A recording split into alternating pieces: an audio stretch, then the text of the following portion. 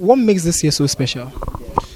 There's a lot of value added that makes this year special because last time, what I remember in the second edition and the first edition, we had time with the coaches alone, and then we had some session of loss of the game with Daniel Lai and Julian. But this time we are going to have time with the legends, where you have the legends mentoring these boys, giving them all the advice they deserve to have, what they will never get anywhere. You can see the legends here, all of them will be there with the boys. Apart from them, there will be a career grooming session too, where some renowned personalities like the chairman of KGL Foundation, Dr. Tiusai, also of Henry and Linda Foundation,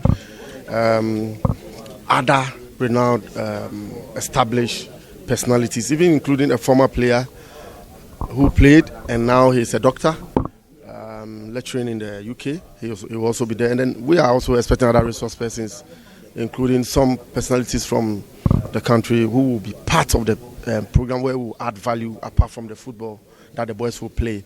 And then the other thing too is that is going to be on the international platform, where Supersport and other international media houses like yourselves will also be there to cover, to let the whole world see these boys. My big dream for this thing is for one boy, like it happens in South America, it happens in Portugal and those places, one boy to be signed by the big clubs, the Real Madrid, the Barcelonas, the Portos, at that 10 million, 15 million. They are not human more than us. But because we don't identify the boys early and give them the right guidance and training, they are always ahead of us with that. We must also end that kind of transfer fee so that we'll use it to impact in our game here.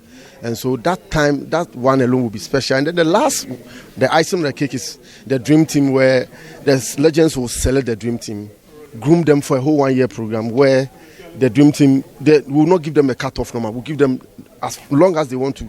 They know a boy has a talent, a quality that they want him to be part of the dream team. The boy will be part of the dream team for the whole 1 year. They will go and come and train and play games. And then after a period, they will take them to a tour. So with this value added, I think it's going to be unprecedented. And we, once again, I'll still say it, we need corporate support. Come and support us. You are impacting, you are transforming lives. You are even helping the SDGs, Sustainable Development Goals, because these boys, most of them are from the streets, and then a lot of things will happen and their lives will be transformed. And you know me, when lives are transformed, I'm happy. You form part of the committee for the Juvenile League, and this somewhat falls within the criteria of the Juvenile League. I don't want to say the Juvenile League has failed, but in your opinion, do you think it has failed? It's a big question. It's difficult. The issue is that the Juvenile League even went down for so many years that we were not having back. At least now the Juvenile Leagues are in session. You can see that everywhere in Ghana there's Juvenile League going on. We are also doing this to add value to it, and ours we are trying to add more to it. So gradually we'll get there. That's what I can say. I'm asking you in the capacity as an ESCO member, do you think the Juvenile League in Ghana has failed? We've not gotten what we need to be able to do it the way we want, but gradually we are getting there. And I can tell you, and I'm very proud that a company like KGL Foundation came into our aid, and we are having KGL Under 17 Championship regularly. We've done it. We are going to have the third edition this year as the FA. So we need to give KGL credit, and we need to me, KGL deserves some national honor, because this is the bedrock of Ghana football. The grassroots, the juvenile football is the bedrock of it, but the investment there is not up to what we need. And let me tell you, most of the countries you see successful, the states invest in that. The state's duty is to invest in the infrastructure and invest in the grassroots game. It's not only the FA, please. So the state must do more.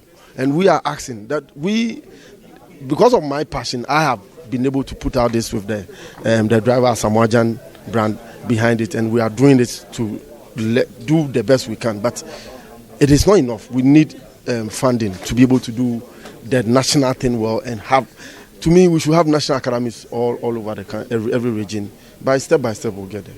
I think we are forgetting the female aspect, because I know personally you are so involved with women's football. You even house them somewhere, and I'm going to tell them the location. Why is it that they are only playing the curtain race and there's no adjacent competition for the women? Because I sincerely believe that if men are failing, the women can do better. And we saw what the girls did a couple of days ago. They play ridiculous football, and I think we need to have done something. So, are we looking at maybe just under 16 tournament for girls in the future, or what's the plan? They will be running simultaneously. We are starting the pilot one with the games now, where Gifty Owari will be leading that one with the women games coming up. Next edition, we will increase the numbers, and then gradually they will run. The men's one will be then the women's one will be then. Gradually we'll do it, and that's why we added it to it. And we've even added the schools. We have the Oga School, Adi School, Infanspim, and Agri also competing. Maybe we will extend it and get more schools, and then even you will not mention Accra Academy. You want my people to beat me. So because we are doing it in Cape Coast and it's a pilot, that's why we are using only the Central Region schools. So the next edition we have, because this one is all cost on us. The next is we see. I'll plead. This is one project that if you put your money in, you will never regret. Come and put your money into this.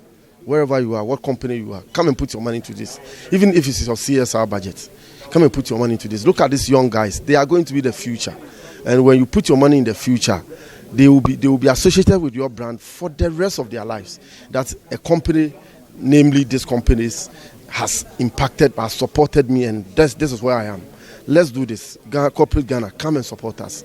Let's be so that we'll be able to, all of you are old students, your schools are there, all of them should be able to compete. So that it will be a whole festival for 1 month where you have all the girls playing, you have all the schools playing, and you have all the other African countries coming in. Then talents are identified. Like I said, career development, grooming, mentoring will all happen. You can't get this anywhere. You can't get this anywhere. So come and put your money in. Let's do this for Mother Ghana. Let's do this for Africa. Let's do this for God and country. Thank you very much.